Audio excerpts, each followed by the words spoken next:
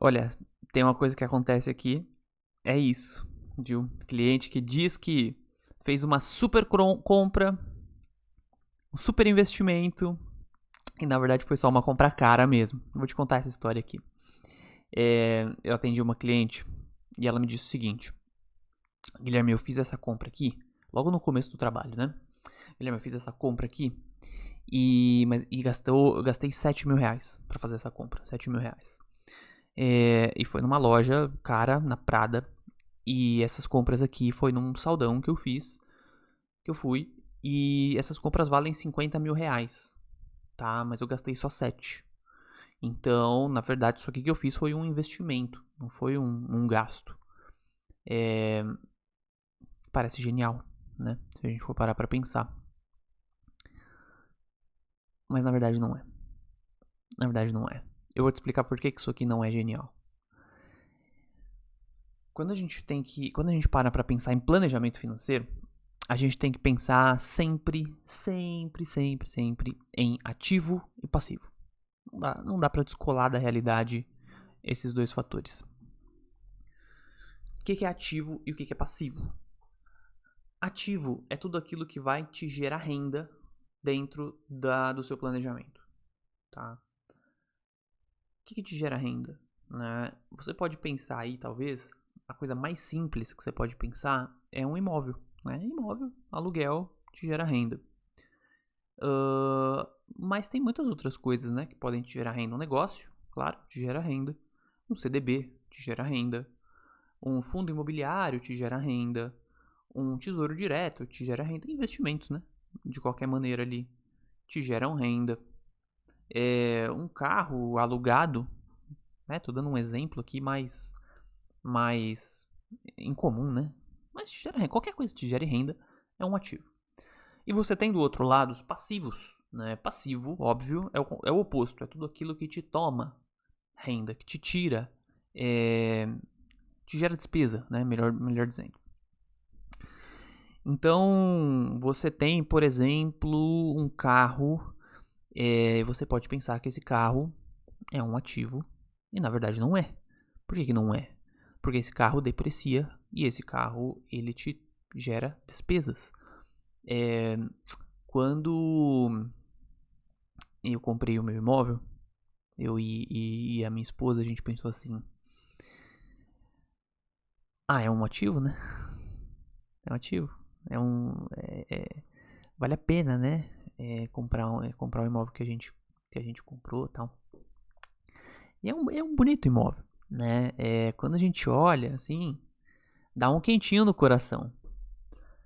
Mas quando eu olho na ponta do lápis, eu sei que é, ele é um passivo, né? Por que ele é um passivo? Porque eu moro nele, porque ele me gera despesa, né? É claro que quando eu for vender esse imóvel lá na frente, se eu for vender, a ideia nem é vender, né? Mas se eu for vender esse imóvel lá na frente, eu sei que eu vou colher essa valorização desse imóvel, mas até então esse imóvel me gera bastante despesa, né? Que eu não teria se eu morasse, por exemplo, num apartamento menor, tá? Que eu poderia morar, né? Mas se eu morasse num apartamento menor ou se eu morasse numa casa menor. Então foi uma escolha, foi um desejo meu morar numa casa maior. Assim como é um desejo, como foi um desejo da minha cliente, gastar R$ 7.000 em roupas. Né? Ela não comprou as roupas pensando que ela iria vender por R$ 50.000 um mês depois ou um ano depois. E aí que entra a gente entender logo na sequência o que é um investimento. Né? O que é um investimento? Um investimento, pessoal, ele é o seguinte: eu preciso entender que um investimento ele tem riscos e eu preciso entender muito bem quais são os riscos do investimento que eu faço. E falando de roupas em específico, né? Quem investe em roupas, quem fala assim, eu vou comprar uma bolsa da Chanel e vou vender uma bolsa da Chanel daqui tantos anos por um preço maior, normalmente é uma pessoa muito bem entendida do assunto. porque não é um segmento muito simples de se entender, não é um segmento fácil de se entender ali, né? A moda, o design daquele negócio, certo? Então já é uma coisa muito específica. Então você tem o risco ali da moda, você tem o risco do segmento, você tem o risco do material, você tem o risco de desgaste, você tem N riscos ali envolvidos naquilo, né? E tudo isso vai levar a um risco, na verdade, de liquidez. Então você imagina, você tem ali uma bolsa que você pagou super caro e vai chegar lá na frente, você vai querer vender essa bolsa e não vai ter ninguém para comprar. Então você fica com uma bolsa encalhada durante um bom tempo.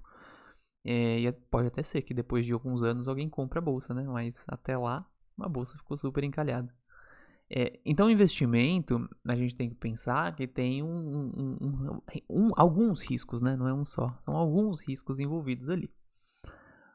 Um outro problema que a gente tem que pensar sempre quando a gente vai pensar em fazer algum tipo de investimento, e aí eu tô falando do caso da minha cliente, mas você pode pensar no que você quer fazer também. Quero comprar um celular, mas eu sei que esse celular daqui a pouco vai ter algum tipo de valorização.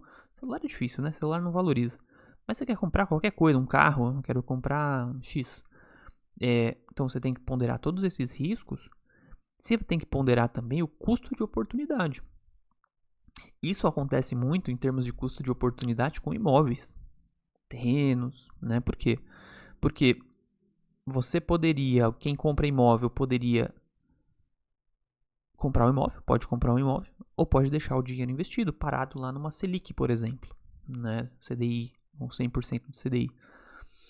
E aí, as pessoas às vezes investem num imóvel, num terreno, e esse terreno fica parado durante 10 anos, e aí depois essa pessoa vende, e quando faz as contas ali, né, pensa, poxa, eu ganhei muito dinheiro nessa venda.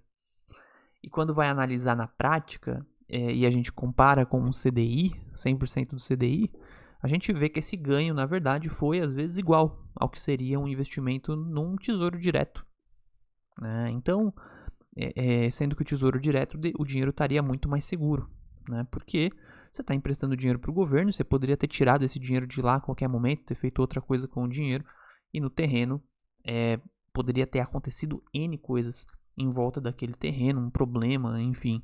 E o seu terreno não está mais tão líquido assim, né? Não ter tanta gente mais interessada no seu terreno. Então, esse custo de oportunidade é muito importante, tá?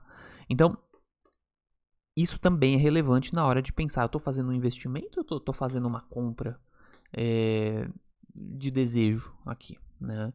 E a outra coisa que é muito importante é, óbvio, o potencial de retorno, né? Então, eu estou investindo em algo que de fato tem um retorno muito grande, muito expressivo aqui. Então, eu estou gastando 7 mil reais para algo que vai me retornar de fato 50. Isso é real mesmo. O potencial é de 100 mil, o potencial é de 10 mil, o potencial é de 20. Isso é factível? Faz sentido isso que eu estou fazendo?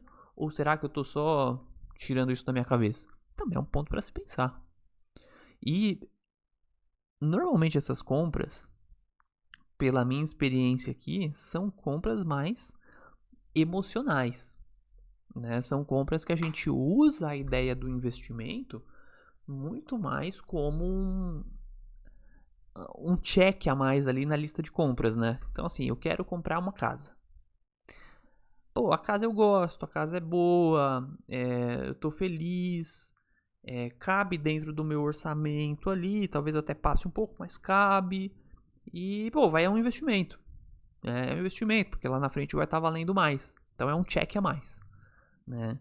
Agora, é um investimento mesmo, né? Então passem todos esses checks, esses pontos que eu falei aqui, de custo, de oportunidade, de potencial de valorização, de riscos que estão envolvidos. Realmente é um investimento ou tem coisa melhor para eu fazer, né?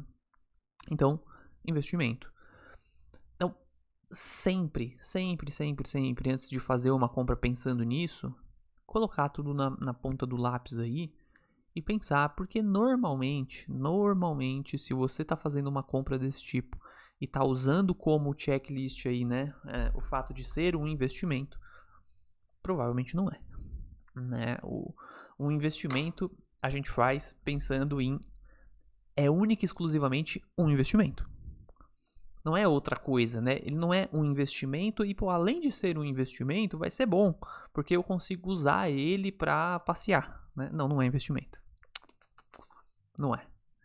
Não é bom porque, além de ser um investimento, eu consigo pegar essa coisa, né? E não, provavelmente não é um investimento.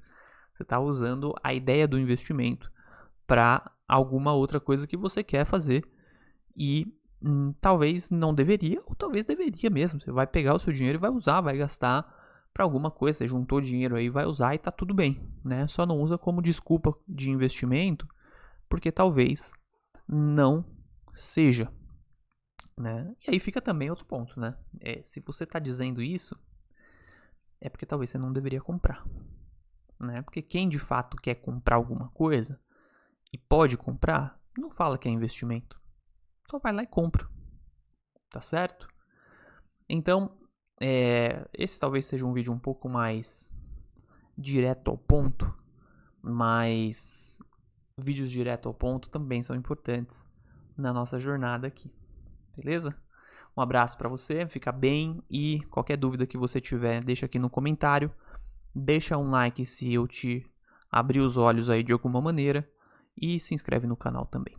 Valeu, um abraço.